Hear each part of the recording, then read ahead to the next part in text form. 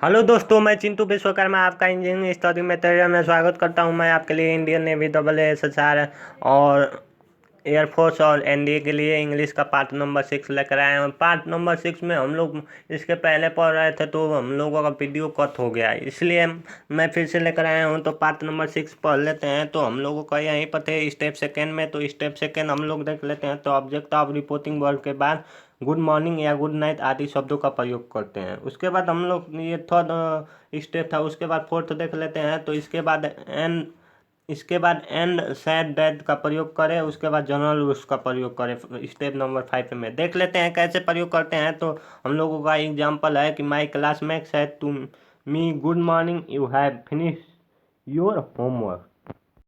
तो हम लोग दोस्तों स्टेप के अनुसार देखेंगे और चेंज करेंगे। तो हम लोगों का हो जाएगा माई क्लासमेट हो जाएगा। उसके बाद जैसा स्टेप नंबर फर्स्ट में मुताबिक बदलेंगे। उसके बाद विश का प्रयोग कर देंगे। उसके बाद मी हो जाएगा, क्योंकि स्टेप फर्स्ट में हमने बताया था कि विश का प्रयोग करते हैं। उसके बाद मी हो जाएगा हम लोगों का ऑब्जेक्ट। उसके बाद गुड मॉर्निंग हो जाएगा, क्योंकि मैंने आपको स्टेप थर्ड में बताया था कि गुड मॉर्निंग या गुड नाइट हो तो गुड मॉर्निंग का प्रयोग करेंगे। तो उसके बाद एंड सैड दैट हो जाएगा, क्योंकि मैंने स्टेप नंबर फोर्थ में बताया था कि एंड सैड दैट का प्रयोग करेंगे। उसके बाद आई अब जनरल उसका प्रयोग करते हैं। तो हम लोगों का क्या है कि यू है, तो यू हम लोगों का सेकेंड पर्सन है, तो ऑब्जेक्ट के अनुसार बदलेगा। तो आई हमको मी हमको आई देगी, क्योंकि एक मी हम लोगों का दूसरा रूप होता है आई। तो हम लोग इसी तरह बदलेंगे। उसके बाद आई हैड हो जाएगा, क्योंकि हैव को हम लोग हैड में प्रयोग करेंगे। उसके बाद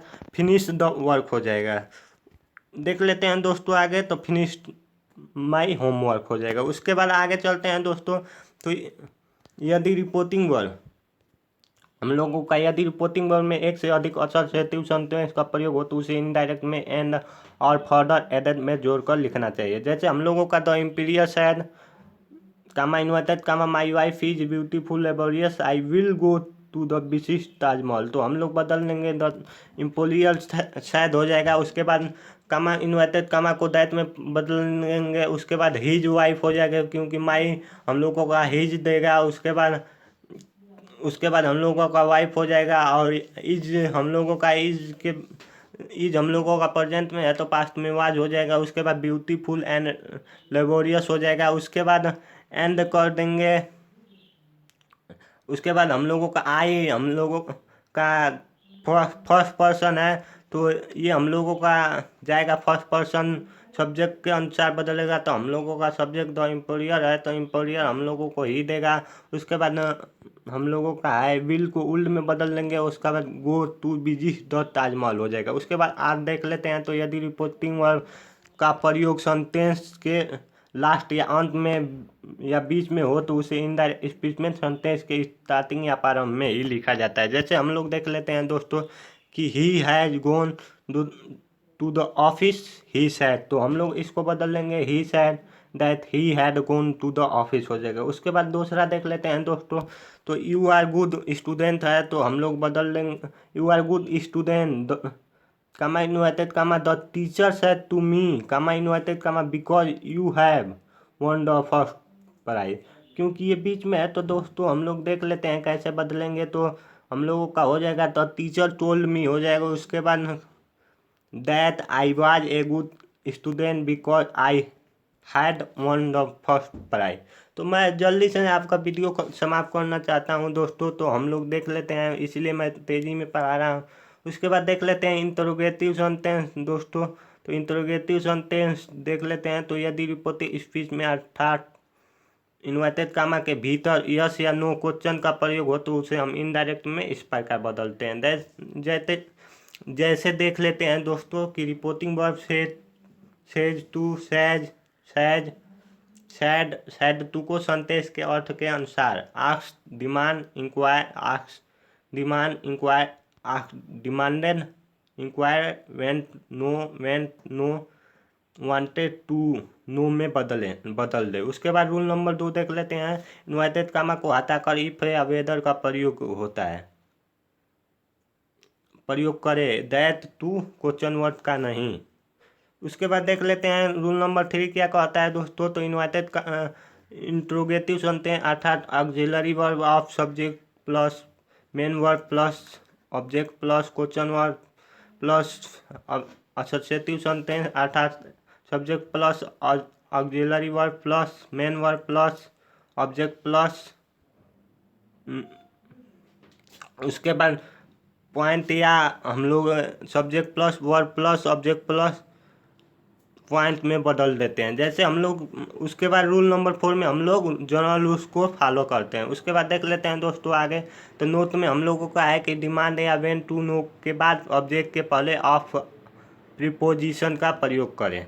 तो हम लोगों का देख लेते हैं। उसके बाद रूल नंबर देख लेते हैं। फर्स्ट, तो यदि रिपोर्टिंग वर्ब के बाद ऑब्जेक्ट का प्रयोग होने पर रिपोर्टिंग वर्ब का इंक्वायर में टेंस के मुताबिक बदलकर प्रीपोजिशन का प्रयोग होता है। जैसे ऑब्जेक्ट का प्रयोग नहीं होता है, पर ऑब्जेक्ट रिपोर्टिंग वर्ब को टेंस को मुताबिक इंक्वायर्ड में बदल दिया जाता है। जैसे देख लेते हैं दोस्तों कि वेदर का प्रयोग का प्रतियोगिता परीक्षा में प्रश्न दिए जाते हैं, अतः वेदर का प्रयोग ही करें।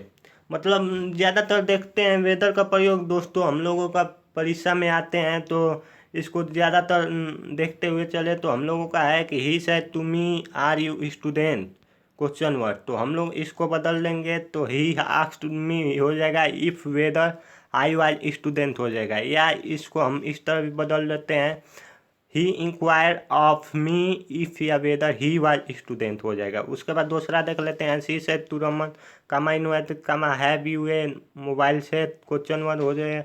उसके बाद इसको बदल लेंगे दोस्तों कि ही आस्क्ड रमन इफ़, हम लोग कामा इनवाइटेड कामा के जगह पर हम लोग इफ़ या वेदर का प्रयोग कर रहे हैं दोस्तों, ये ध्यान में रखिएगा।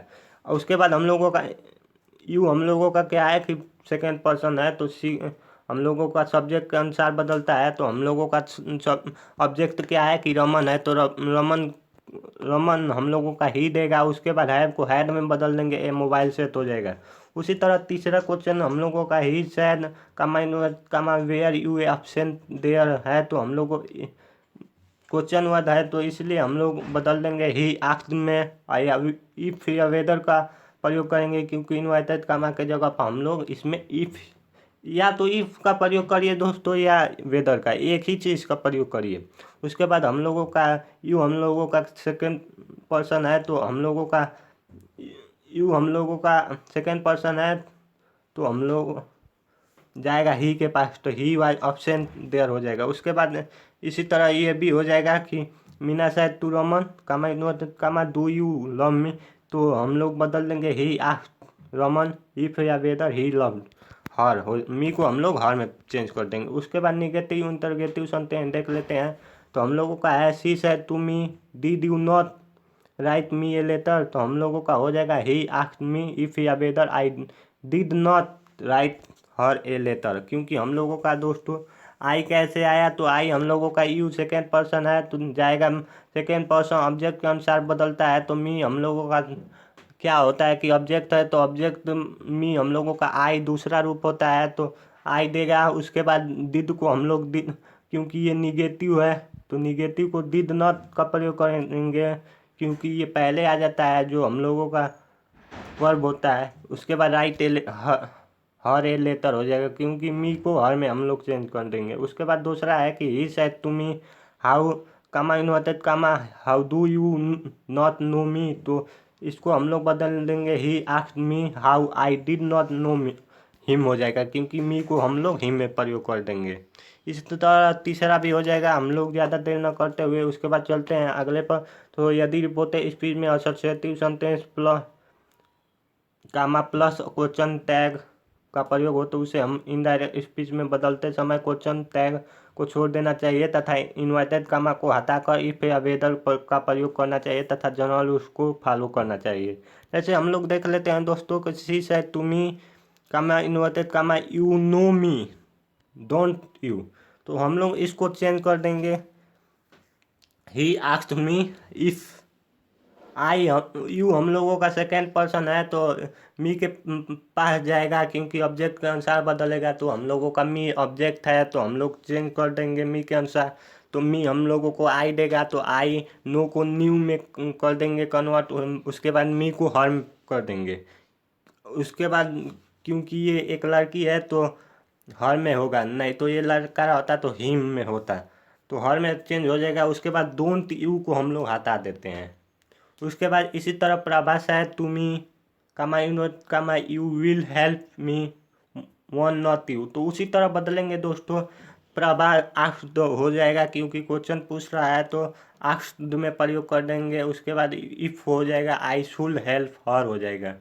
उसके बाद देख लेते हैं तीसरा, तो he said to me comma inverted comma you are poor are not you, तो हम लोग बदल देंगे इसको he asked me if I was poor में बदल देंगे। उसके बाद मैं यहीं पर आपका वीडियो समाप्त करता हूँ। थैंक यू दोस्तों, मेरे वीडियो को ज़्यादा से ज़्यादा भाइयों में शेयर कीजिए। थैंक यू दोस्तों।